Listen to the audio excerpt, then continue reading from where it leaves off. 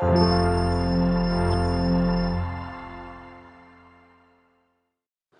and welcome to Shanmugam IAS Academy. This is Ashwin. I welcome you for current events of the day. The topics for today's discussions are expectations from US-China Alaska Meet, flaws in design of lateral entry policy, nationalization of banks was a right step, public trust is key to successful vaccination programs. Okay, let us take up the first one, that is expectations from US-China Alaska Meet. So recently we have discussed about the Indo-Pacific region monopoly, in which Chinese dominance was higher. To curb them, to curb China, our India, Japan, Australia and US has joined their hands together for quadrilateral summit. So this was a Indo-Pacific region, a summit, that is quadrilateral summit, to curb the monopoly or dominance of China. So this is one thing, in which in China and US is also having a trade problems in the Trump era. So now the President Joe Biden want the Indo-Pacific region should be free and fair for trade. So in the previous Trump era, the thing was not that much perfect. The tariffs, trade barriers, anti-dumping duties, everything was imposed on China by the US. So they are coming to a negotiation to solve all these things. That is what known as US-China Alaska Meet. So what will be the expectations in the discussion? The US will discuss critical issues like Xinjiang and Hong Kong issue. There is a different thing is going on in the Hong Kong. So one nation, two government thing is going on in China. We all know that. Please study about it and have a look on when it comes to current affair. Chinese aggression against US allies and partners, including pressure on Australia over trade bans, aggression against Japan in Senkaku Islands, Chinese intrusion in India along line of actual control. So these are all the things that are going to be discussed over in the meet. China would be focusing on reversing Trump era, because they have to reverse it, because they were imposed most of the tariffs, anti-dumping duties and other taxes and tariffs from US side. So they will be likely to negotiate those trade relations, bans and sanctions.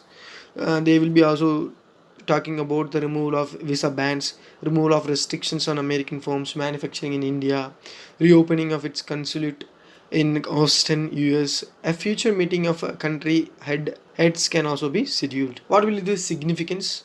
It showcases a will to resolve differences in the future. That's true. Cooperation could end the Cold War between the two countries, and it will be also encouraging trade relations during this COVID-19 pandemic. The US-China tariff war could cost the world $600 billion. As per World Economic Forums, the collaboration can ensure swift global economic recovery. So global economy can recover if they negotiate in a goodwill. The meeting could help in resolving the Afghanistan puzzle by encouraging proactive communication among the Troika in future. Troika in the sense US, China and Russia. These are all the big countries as well as defense, population and the geographical area. So Troika will be a good thing in the future. Next one, that is flaws in design of lateral entry policy. So lateral entry in civil services is allowed, which means civil servants are in UPSC civil servants are selected to the progress of three main different types examination, that is prelims, mains and interviews. So there in which after attaining the position given after 45 years, in the age of 45 years, they will be allowed to enter into joint secretary level. So this was the thing, it is being discussed here. The government has often complained about the problems associated with the permanent structure of bureaucracy. Recently, the Prime Minister talked about the overreach of the elite IAS cadre. Realizing this, the government has been encouraging lateral entry at middle and senior position. 8 professionals were recruited for joint secondary level positions in various ministries. So for example, you can say who was selected as a nominated member of a parliament is Mr. Jai Sankar, who was once a IFS officer. Now he is a foreign minister. Likewise, there is a lateral entry in polity and also in ministerial level. UPSC has also advised some other positions at the joint secretary and director level. That is also in a lateral entry. However, the lateral entry policy lacks on multiple fronts that might reduce the efficacy of lateral entrance. Issues with lateral entry. So there is an age ceiling to enter into joint secretary level. So in private sector, if a person is attaining, for example, you can take Sundar Pichai. He is becoming a number one. He became a number one CEO in the worldwide. So likewise, IAS, IPS and other UPSC aspirants are putting their hard works, but there is some age ceiling which restricts, even though they are very good in their position, in their profession, they are not allowed to work in joint secondary level below 45 years. So age is the biggest ceiling. So they cannot become like private industries, CEO, CFO, they cannot become like this. So that is why most of the IAS, IPS officers used to resign if they are not positioned in a good thing. Even though they are positioned after the 45 years, they will be not positioned in important sectors, important ministerial aspects. They will be posted in a very unimportant portfolio things. So it discourages the work potential and urges him or her to resign. It is alleged that the one lateral entrant amongst the 8 appointed joint secretaries had resigned due to this problem only: control over decision making. The small number of lateral entrants can't disregard the decision of permanent bureaucracy, who easily outnumber them. This hinders their hard work. Nationalisation of banks was a right step. So the union government announces that want to privatize public sector banks in the recent budget that is issued by the Finance Minister of India.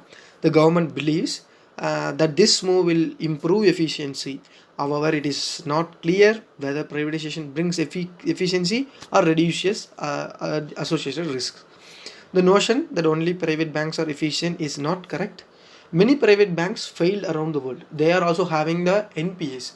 NPAs in the sense non-performing assets. Most of the private banks even bankrupt also happened. Insolvency also happened. So government is going to believe on private sector banks. So privatization of public sector banks also having the same dangerous as per the article.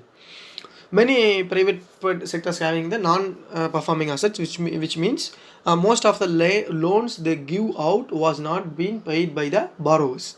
So the loan become NPA, non-performing asset. Moreover, bank nationalization helped in a revolution of India's bank sector. However, the nationalization of banks helped in a revolution for India's banking sector.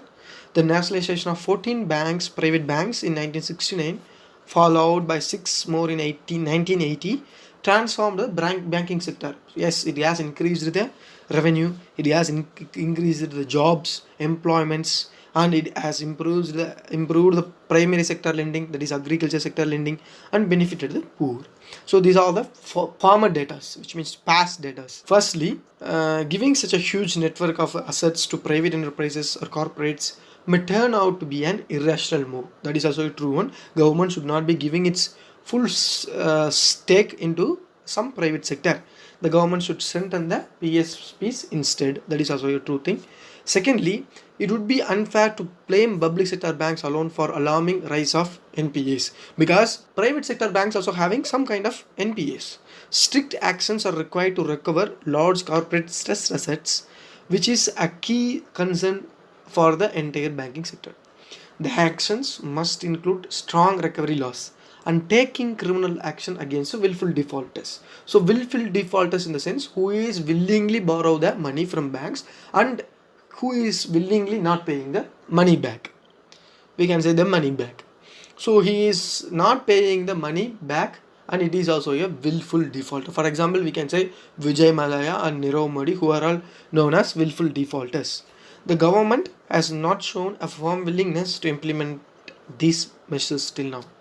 Fourthly, there is an urgent and vital need to bring in a suitable statutory framework to consider willful defaulters and bank loans a criminal offence. So if it is given with some statutory power by means of law in parliament, it will be having the norms and rules for the willful defaulters and they will be accused as a criminal offenders. Lastly, the system to examine top executives of public sector banks across the country will also help in improving accountability. Privatization of public sector banks is not ultimately a remedy or a solution, for a banking sector in India.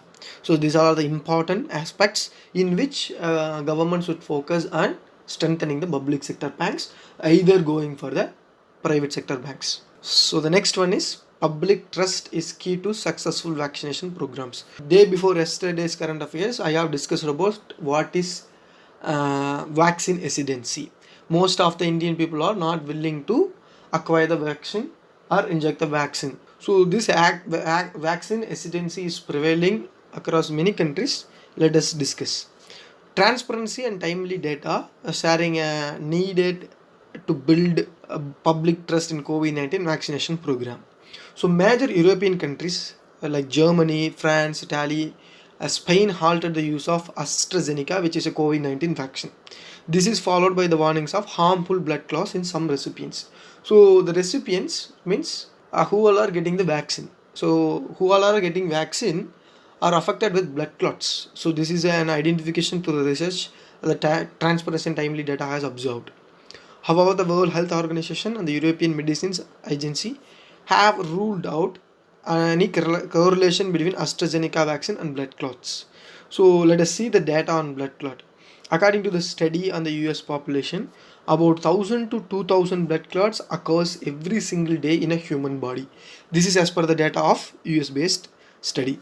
In the recent AstraZeneca's COVID-19 vaccine case, there are only 40 blood clot cases reported due to that. So only 40 of blood clots happens per day. So as per the normal day, it is 1000 to 2000 who all are not injected with AstraZeneca COVID-19 vaccine.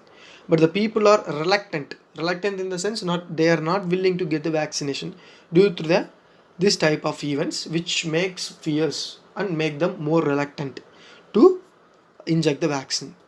Further, this type of events would have a negative effect on the vaccination push, and it will lead to the spread of COVID-19. So if a person is not injected with a COVID-19 vaccine, he will be saved. He will not be saved if he is not injected. If he is injected with that, he will be saved. Suggestion to improve vaccine programs.